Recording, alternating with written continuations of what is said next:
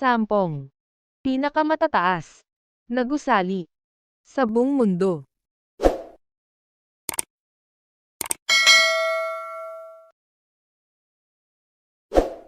Lamang ang may kaalaman.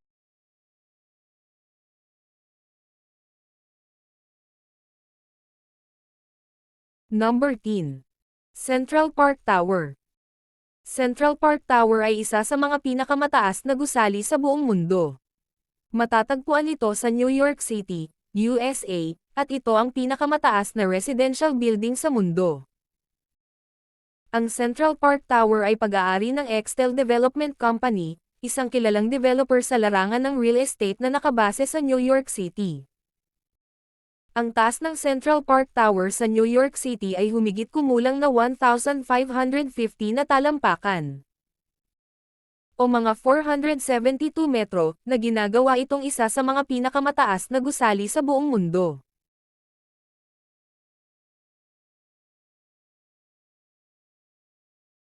Number 9. Taipei 101. Ang Taipei 101 ang pangsyam sa listahan. Taipei 101 ay isa sa mga pinakamataas na gusali sa mundo.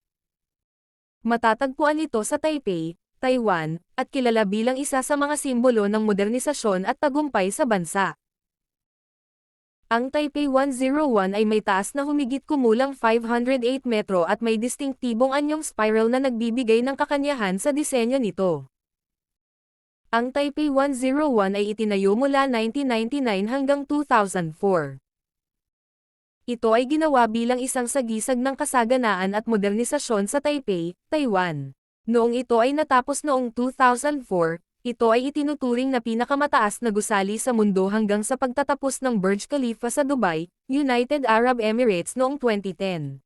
Ang Taipei 101 ay pag-aari ng Taipei Financial Center Corporation, TFCC, isang pribadong kumpanya sa Taiwan. Subalit, ito ay may iba't ibang mga nagmamay-ari ng mga unit sa loob ng gusali, kabilang ang mga opisina, tindahan, at iba pang negosyo. Number 8. Tianjin CTF Finance Center. Ang Tianjin CTF Finance Center ay isa pang mataas na gusali sa Tianjin, lugar parent sa China. Ito ay bahagi ng CTF Finance Center Complex na binubuo ng dalawang mataas na tore. Ang gusali ay may taas na mga 1,739 feet 530 metro, at may 98 ka mga palapag. Katulad ng Guangzhou CTF Finance Center, ang Tianjin CTF Finance Center ay pag-aari ng China Resources Land at Chow Tai Fook Enterprises. Ito ay nagbukas noong 2019. Ang pagtatayo ng Tianjin CTF Finance Center ay nagsimula noong 2013 at natapos noong 2019. Ito ay isang prestihiyosong proyekto sa lungsod ng Tianjin, China, na nagdagdag ng isang makabagong landmark sa skyline ng lugar. Number 7. Ang Guangzhou CTF Finance Center. Ang ikapito sa ating listahan sa pinakamataas na gusali sa buong mundo. Ang Guangzhou CTF Finance Center ay isa sa mga pinakamataas na gusali sa buong mundo. Matatagpuan ito sa Guangzhou, lugar parent lungsod ng China, at may taas na mga 1,739 feet, 530 na metro. Ito ay mayroong 111 kapalapag at karamihan sa mga ito ay ginagamit para sa opisina at hotel.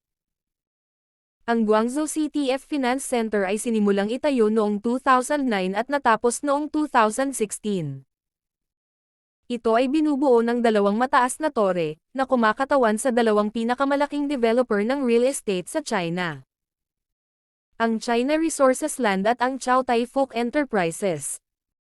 Ang Guangzhou CTF Finance Center pag-aari ng China Resources Land, isang kilalang developer ng real estate sa China, at ng Chow Tai Fook Enterprises, isang malaking kumpanya na may malawak na interes sa mga negosyo tulad ng real estate, hospitality, at retail.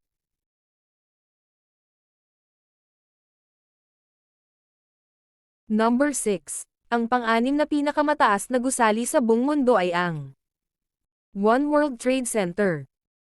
One World Trade Center ay matatagpuan sa New York City, USA, ay isa sa mga pinakamataas na gusali sa mundo. Ito ay nasa pang-anim na pwesto sa listahan ng mga pinakamataas na gusali, at simbolo rin ng pagbangon mula sa pangyayaring naganap noong September 11, 2001. Ang One World Trade Center, na kilala rin bilang Freedom Tower, ay itinayo bilang bahagi ng pagsasalin ng Ground Zero sa New York City, matapos ang pangyayaring September 11. Ang konstruksyon nito ay nagsimula noong April 27 taong 2006. At ang opisyal na pagbubukas nito ay nangyari noong June 6 taong 2013, kung saan ang punong opisina ay nagbukas sa unang 20 kapalapag. Subalit, ang proyekto ay lubos na natapos noong 2014. Ang One World Trade Center ay pag-aari ng Port Authority of New York and New Jersey. Ito ay isang pampublikong ahensya na responsable sa pamamahala ng mga pasilidad sa transportasyon sa New York at New Jersey, kabilang ang mga paliparan, mga pantalan, at iba pang infrastruktura. Number 5. Ang panglimang pinakamataas na gusali ang Lotte World Tower. Ang Lotte World Tower ay matatagpuan sa Seoul, South Korea. Ito ang pinakamataas na gusali sa Korea at isa sa mga pinakamataas sa buong mundo. Na may taas na humigit kumulang na 555 na metro, 1,819 na talampakan. Binuksan ito sa publiko noong 2017 at naglalaman ng mga opisina, tindahan, hotel, at pasilidad para sa entertainment. Ang konstruksyon ng Lotte World Tower ay nagsimula noong taong 2011 at natapos ito noong 2016. Ito ay binuksan para sa publiko noong April 3, 2017. Ang gusali ay isa sa mga pangunahing landmark sa Seoul, South Korea, at naglalaman ng mga opisina, tindahan, hotel, at iba pang pasilidad.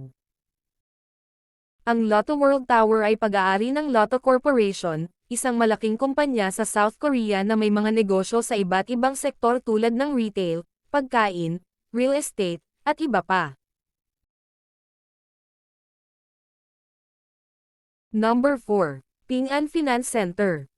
Sa video na ito ang Ping An Finance Center ay matatagpuan sa Shenzhen, China. Ito ay isa sa mga pinakamataas na gusali sa mundo, na may taas na humigit kumulang na 600 na metro, 1,969 na talampakan. Ito ay isa sa mga pinakamataas na istruktura sa Shenzhen at isa sa mga pangunahing gusali sa baybayin ng Pearl River Delta. Ang Ping An Finance Center ay itinayo mula noong taong 2010 hanggang 2017. Ito ay opisyal na natapos at binuksan para sa publiko noong 2017. Sa mga taong iyon, ito ay isa sa pinakamatagal at pinakamahal na proyekto ng konstruksyon sa mundo. Ang Ping An Finance Center ay pagmamay-ari ng Ping An Insurance Group, isang malaking kumpanya sa sektor ng seguro na may malawak na operasyon sa China at iba pang mga bansa. Ang gusali ay itinayo hindi lamang bilang isang opisina at pasilidad ng negosyo kundi bilang isang simbolo ng kapangyarihan at pag-unlad ng Ping An Insurance Group.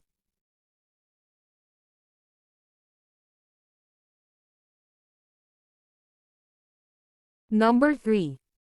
Abraj Al Bait Clock Tower. Ang Abraj Al Bait Clock Tower ay isang napakalaking istruktura na matatagpuan sa Mecca, Saudi Arabia.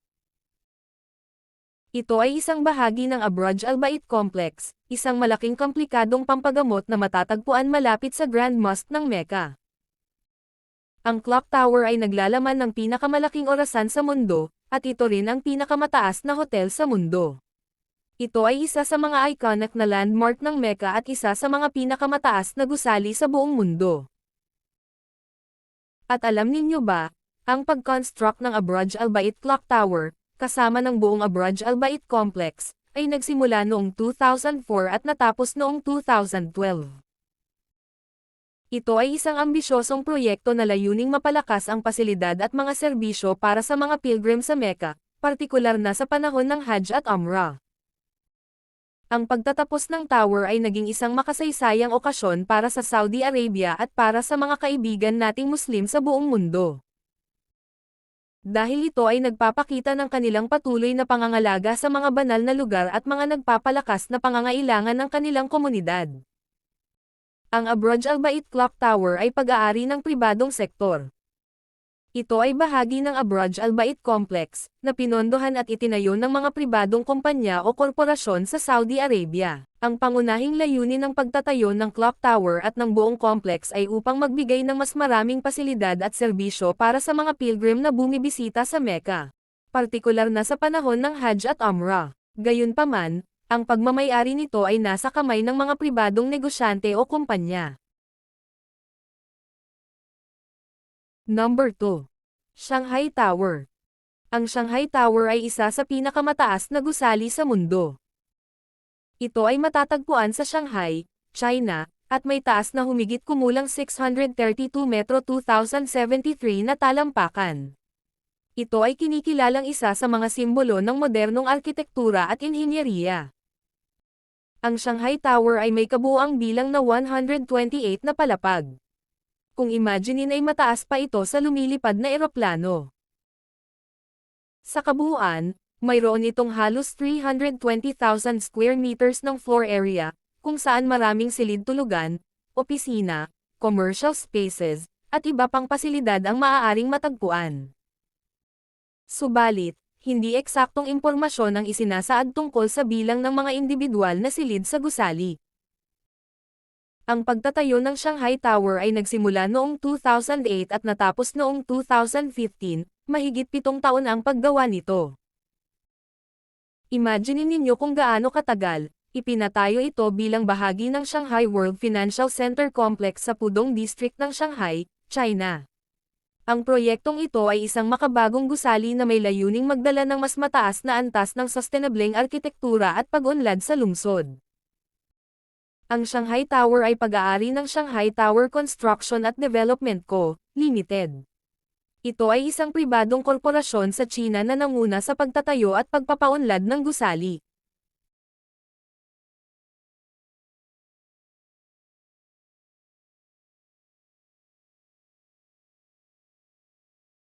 Number 1. Burj Khalifa.